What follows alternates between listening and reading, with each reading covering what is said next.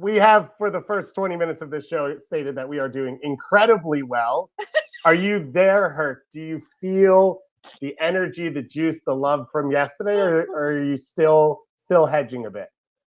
I think we're all a bit more calm. I think if anything, during the most difficult window, when we had the most questions and doubts about this U.S. men's national team, they really showed character. They kind of had a coming of age moment. Lots of chatter, on social media, lots of chatter between pundits and fans of what they should do, how their approach should be.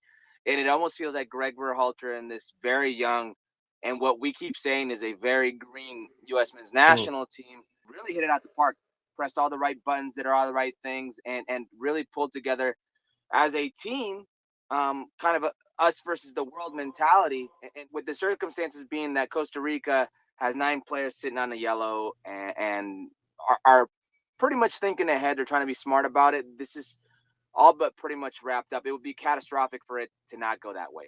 There are always these doubts that you had, but this window was convincing. I mean, you go to Mexico City and you're playing against and I repeat, underwhelming Mexican national team. That said, still a very good Mexican national team. As underwhelming as they are, they're in a position, to tie the U.S. men's national team in points if something goes awry in Costa Rica. They're in a position to qualify. So it's still a very good Mexican national team, but you play them without Weston McKennie. You play them without Brendan Aronson, who's been one of my favorite players this World Cup cycle, so productive. You play them without Serginho Dest, who's been different since Xavi took over in Barcelona. He's tactically just more educated and smarter in what he needs to do defensively. And in the final third, he's still Serginho Dest. You're playing without a guy, Matt Turner, who you could say is maybe the second choice goalkeeper, but he's played more games than Zach Steffen. So you're doing all these things at the same time, getting Gio Reyna back in health, getting Zach Steffen back to health. So there are a lot of doubts, a lot of questions, and you go in, and it's, in my mind, a winnable game against Mexico. Then you should have won. The better the chances for the U.S. men's national team versus Mexico at El Estadio Azteca. And then you go in a must-win game for both teams, and you wipe the floor with Panama. That just doesn't happen. This was a must-win game for Panama. It wasn't like they weren't playing for anything. It wasn't like the first goal went in and then, hey, well, let's pack it in, let's phone it in. It's over.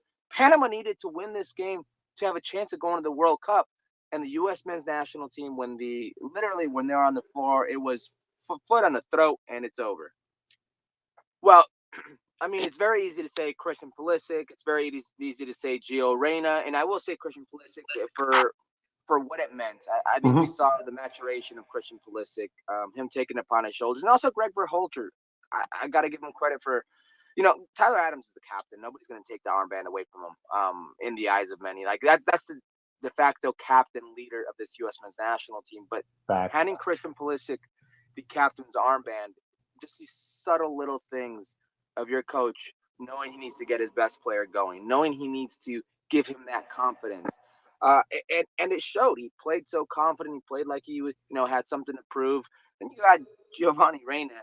Like, everybody screams about how talented he can be. And I've said this a long time ago, is the highest ceiling of any U.S. men's national team player. And there's few people who have wanted to see him centrally. Like, how good is this kid? I think he came out a clear winner. You haven't seen him in 5+ months with the U.S. men's national team. This is what you've been missing. So you think of, like, how good could the U.S. men's national team be if he was out there for a majority of this. But if we're not talking these, like, huge stars, the Pulisics, the Gio Reynas, these type of players, it's got to be a Walker Zimmerman, right? I mean, think about where Walker Zimmerman was, a few months back, completely out of the picture. I go back thinking of the game against Canada in the Gold Cup where it comes out injured. That changed the game for the U.S. men's national team. They barely hung on. I thought Canada should probably won that game. They had the better of the play, and that said, they didn't have Jonathan David, didn't have Kyle Larin. It was Ayo playing up top, who ended up getting injured as well. So, this is a Canadian national team who did very well given their circumstances and took it to the U.S. men's national team in the Gold Cup. And to me, in my eyes, it's because Walker got injured. It really threw the U.S. men's national team off. Walker's a player that's really stepped up. He's a player that right now, I don't know who starts over him. Miles is kind of taking a dip in form. I think Walker's the best informed defender you have right now. So he's a guy that, in my eyes, is probably the biggest winner if we're not talking about the stars. I love that. I could not. Susanna's agree. so happy right now. I know. I was just singing Walker's praises earlier. I was so impressed. I've been so impressed with what he has brought to this team and sort of the stability that he brings in the back. And also, I was said this last night, and I said this to a few people earlier this week. Like, Walker Zimmerman, to me too, if and I'm still saying if the U.S. are playing in Qatar this winter, for me, Walker Zimmerman is the guy who he could be like sort of that breakout star, of the tournament, with all the world's eyeballs on him. He is, I mean, number one, he's an incredible human. He's just a really good guy. But like, in terms of just like his media savvy, but also the way he plays the game, for me, like, I think Walker can be he could be a star, a superstar. And I hope that is how it all transpires, Herc. I want to ask now about sort of that big question mark for the U.S. men's national team, and who is the guy up top? Jesus Ferreira puts one away last night. It was a really great goal, great team goal. What did you see from him? Did he do enough to kind of, I don't know, sort of stake his claim on that number 9 position? Where are you at with that? I'll start with, I don't know if he's the number 9. I don't know if he thinks he's the number 9 either. I heard him post game yesterday in Spanish, and he mentioned he was brought to the U.S. men's national team to play a different role, to play as a 10. So he still probably sees himself that way. What I will say is, of the 9s who have played, he's the best link-up 9 there is. I mean, his combination play, only Ricardo Pepi, Josh Sargent are really in that mix. And Josh Sargent's not in the picture right now, and Ricardo Pepi's taking a run of a dip in form with his confidence. So, Jesus is confident. He's very good at linking up. He's got a very good soccer IQ. I mean, the apple doesn't fall far from the tree. His father was a very good 10, just dicing people up, very good vision, soft feet. He's got that about him, but he's also got very good movement. And he's very good at finding danger. And what I mean about that is, look at the hat trick he had against Portland. I mean, you can say he's not a 9, but a lot of those are 9's goals. Yeah. His movement in the box and him finding the play and him beating players, into space, and then, the finishing ability. So if he's getting chances as a 9 at the club level and at the national team level, then at this point he's your best link-up 9. I've been impressed with him and what he can do amidst everything, but I still don't feel he's the 9, and I don't think he thinks he's the 9 either. Interesting, Herc. It feels tough right now to say what's the best 11 with all the pieces and how it all fits together. For Jesus, is there another position you think he legitimately starts for this team when everyone's healthy? Not starts, no. Right. That said, that may be unfair, because that's saying, like, is he in the best 11? I think people need to realize, like, starting and best 11 are two different things. Okay. Because with the rotation we've seen throughout the World Cup qualifiers, there have been like 27 different starters, So are you a starter for the U.S. men's national team? It's like very, very, like, what day are we talking about? Yeah. Best 11, I don't think he's there. I think he's on the outside looking in centrally as a double 8, or in his day a starter in that false 9. Yeah. Canada is the best team just in general. I mean, they know who they are. They have a clear identity. John Herdman has drilled morality into him, has drilled DNA into him. They're the best offensive team. They're the best defensive team. They've got the best record. They've also only lost once, and that loss was a mistake on Marc-Anthony Kaye's part, and a red card that contributed to that loss. So circumstantial, if you will. They've been the best team, and everybody's been trying to chase them. They're the first team to take points off the U.S. men's national team and the Mexican national team, home and away. So right there, you have to acknowledge, like, just how much everything has changed. This is a team that struggled to get into the octagonal and all of a sudden dominated the octagonal. So that's changed. The U.S. men's national team is a very young team and trying to figure out who they are still.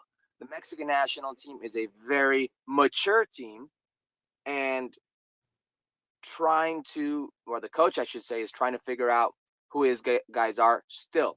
And he keeps playing the same players still. He's been very stubborn with that. And then it's pretty much Costa Rica, Panama, and the rest. And Costa Rica, I mean, the hottest team in CONCACAF right now. The last 5 games they picked up, I believe it was 13 points, and won last night. The hottest team in CONCACAF. So you have to ask yourself, like, what could have been if they didn't start off the way they started. So things are changing. If we're looking at Qatar, it'd be interesting to see what the groups are. Those are always very important, but there's a few teams set up to do interestingly well in Qatar. And what I mean by that is make it interesting. And Canada is one of them, because 1, they know who they are. 2, they're young. 3, they're the type of team that is made for a tournament setting, disciplined, smart, in transition, can hurt you very well. A few very talented players in Alphonso Davies, in Estacio in the middle, who could spring guys. Jonathan David, who's clearly, in my eyes, the best 9. Kyle Larin, who I say Jonathan David is the best 9 and has just as many goals. So it's crazy. A little bit of creativity with Osorio there. Very tough to play against defensively. They're set up to surprise not us, but many people around the world come Qatar. The U.S. men's national team will be interesting because they're very Jekyll and Hyde, but they very much have the personnel to go a game every 3-4 days. Mexico, I could sit here and say they might struggle because of their age, because of what we've seen so far, the lack of goal, the trident, this tridente, Tecatito Corona, Raul Jimenez and Chucky Lozano, who's not scored while on the field together in this World Cup qualifying campaign, which is insane. We could say, like, they're struggling. They've not scored a goal in open play in over 4 games. Jamaica was the last time they scored a goal in the run of play. Yet, come World Cup time, they're still, besides Brazil, the only nation that's made it to the second round every single World Cup for the last 7 World Cups. So that's who they are. So, will Costa Rica be that team, that 4th CONCACAF team?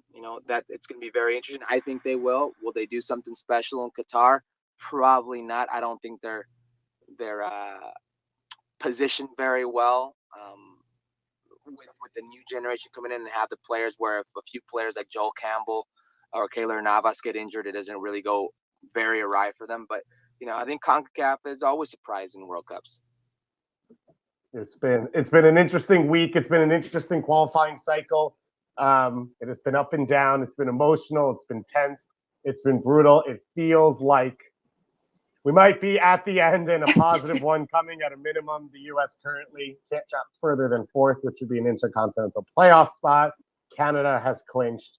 And Costa Rica, Mexico, and the U.S. still work to do. Herculez Gomez, as I mentioned, Football Americas, ESPN Deportes, covering the game everywhere. A legend in the region. Herc, appreciate you taking the time. We're going to have you on a ton going forward to help us get ready for what we hope will be a successful World Cup for a number of CONCACAF teams.